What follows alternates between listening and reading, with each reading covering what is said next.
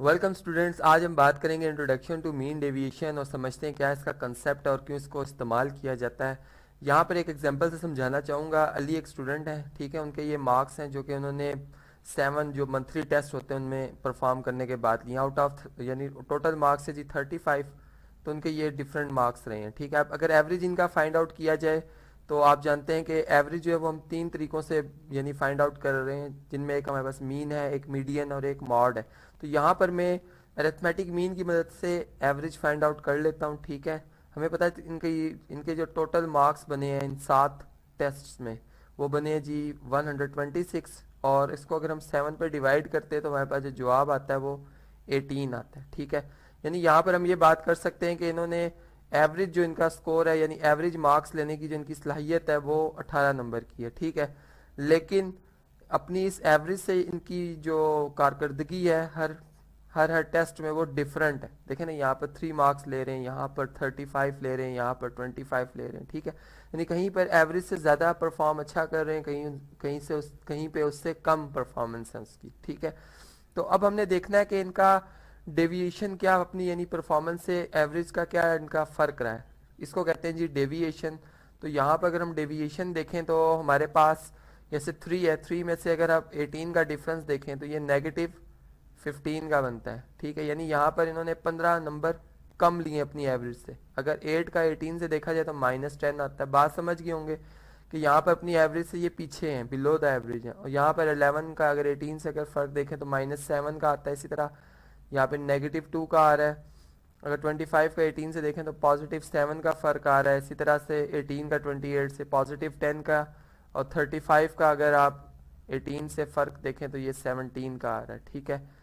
अब यहाँ पर हमारे पास जो डेविएशन है, चूंकि हम आम लाइफ में जब हम ऐड करते हैं किसी नेगेटिव और पॉजिटिव नंबर को तो वो एक यानी एक दूसरे से कैंसिल हो जाते हैं, ठीक है। तो यहाँ पर हमने चूंकि ओवरऑल डेविएशन की एवरेज की बात करनी, तो यहाँ पर मीन डेविएशन का कंसेप्ट यहीं से समझने में आता है कि मीन डेविएशन बेसिकली जो डेविएशन होती है उनकी एब्सोलूट ले ली जाते हैं ताकि हमें एब्सोलूट वैल्यू मिल जाए। एक हमारा जो मेन मकसद है वो डेविएशन फाइंड करना है, ठीक है। तो यहाँ पर अगर एब्सोलूट लिया जाएगा नेगेटिव नंबर का तो वो वही नंबर विद पॉजिटिव साइन आ जाता है, ठीक है। यानी 15 -15 का 15 हो जाएगा, -10 का 10 हो जाएगा। इस तरह इसका 7 है, यहाँ पर 2, यहाँ 7 ही है, यहाँ 10 रहेगा और यहाँ पर 17 आ जाएगा, ठीक है। अब इनका अगर टोटल किया जाए तो ये हमारे पास जी 68 बनता है।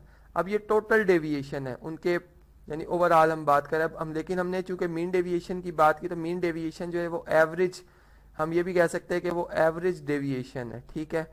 तो यहाँ पर अगर हम देखें तो एवरेज डेविएशन या मीन डेविएशन जब हम फाइंड कर रहे होते हैं तो बिल्कुल वही प्रोसेस है कि सम ऑफ दी डेविएशन जो कि इनकी टोटल डेविएशन रही है, ठीक है, ओवरऑल 7 टेस्टों के हवाले से हम बात कर रहे हैं, और डिवाइडेड बाय एन। एन इसमें हमारे पास क्या जी 7 है, ठीक है। तो इधर अगर इनकी वैल्यू सब्सिट्यूट कर दी जाए 68 था सम ऑफ डेविएशन जो एब्सोलूट वैल्यू ऑफ डेविएशन आई, और 7 हमारे पास टोटल हमारे पास इनकी तादाद थी टेस्ट जो इन्होंने पार्टिसिपेट किया जिसमें अपीयर हुए।